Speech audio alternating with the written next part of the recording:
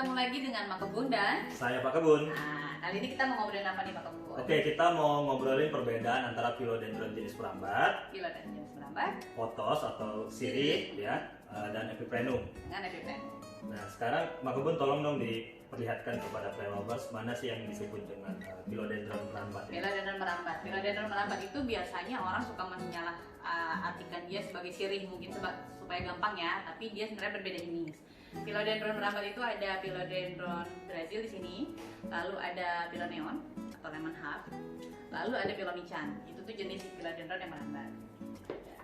Oke, nah sekarang perlihatkan kepada plant lovers yang disebut dengan sirih atau pothos ya. Ya, sirih yang paling banyak diketemuin itu ada sirih gading Belanda atau golden pothos. Paling sering dijumpai. Paling sering dijumpai karena dia warnanya itu hijau kuning ini. Lalu ada sirih neon atau neon pothos, dia itu sama bentuknya tapi warnanya lebih kuning nyala, kuning menjreng.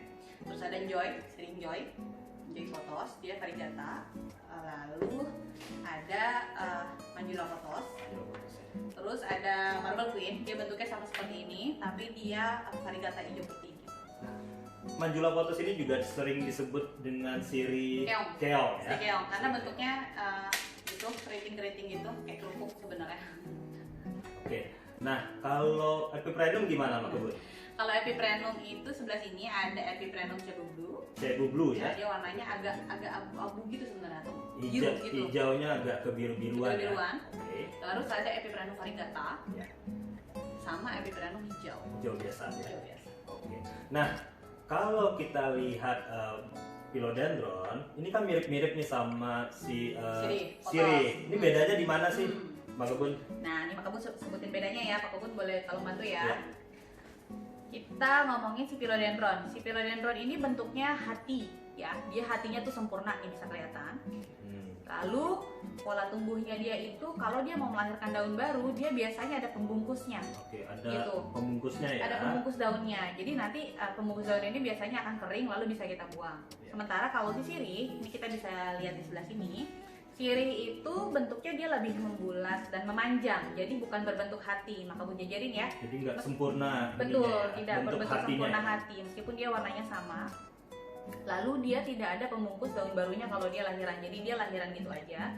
Sama bisa kita lihat teksturnya itu dia lebih halus. Kalau philo lebih halus. Si philo lebih halus. Sementara kalau si sirih atau si pothos itu teksturnya lebih bertekstur kasar gitu. Kasar ya. Oke. Tuh.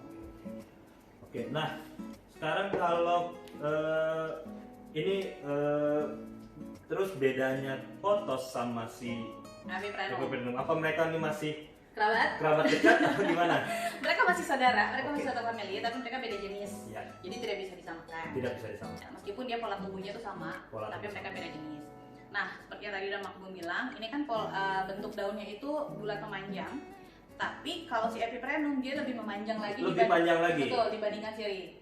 Kemudian si sirih itu bertekstur dan kasar kaku. Tapi kalau kita pegang si epiprenum itu dia lebih halus, jadi kayak nge-wax gitu. Kayak ada lapisan ya, jadi dia memang ada seperti waxnya. Ada seperti waxnya gitu. Kemudian jenis epiprenum itu biasanya ada lubang-lubangnya juga, ada lubang kecil. Seperti. Nah, ini contohnya si cebu blue, dia ada lubang-lubang kecil. Lalu kalau si epiprenum hijau dan epiprenum variegata tuh lubangnya lebih kecil lagi dibandingkan cebu blue. Gitu. Jadi kalau sirih itu nggak ada lubang. Mungkin dia bisa sobek tapi dia tidak berlubang seperti ini. Ya. Nah, kalau begitu ini perbedaannya tadi. Sekarang persamaan mereka apa sih? Persamaannya adalah mereka mudah dirawat yang pertama. Mudah dirawat, oke, itu penting banget. Itu penting banget. Jadi buat teman-teman plant lovers yang pengen tanaman yang gampang dirawat itu bisa consider ini 3 jenis tanaman ya. Lalu mereka itu tumbuhnya merambat apabila diberi terus. Jadi naik ke atas ya. Naik ke atas atau misalnya ditaruh di dekat tembok, dia akan merambat ke tembok. Atau dia akan menjuntai apabila tidak ada sandarannya. Biarkan ke bawah gitu ya. Biarkan. Jadi dia akan seperti ini kalau menjuntai. Bagus banget. Ini tuh biasanya kita pakai untuk hiasan, taruh di ambalan, taruh di atas kitchen set, di atas TV, itu bagus banget. Dan ini kalau dikasih terus dia akan ngerambat di sini. Bagus kan, rapih jadinya. Ini juga sama, si philo Brazil juga sama. Jadi bisa naik ke atas dan bisa juga naik ke menjuntai ke bawah ya. Oke.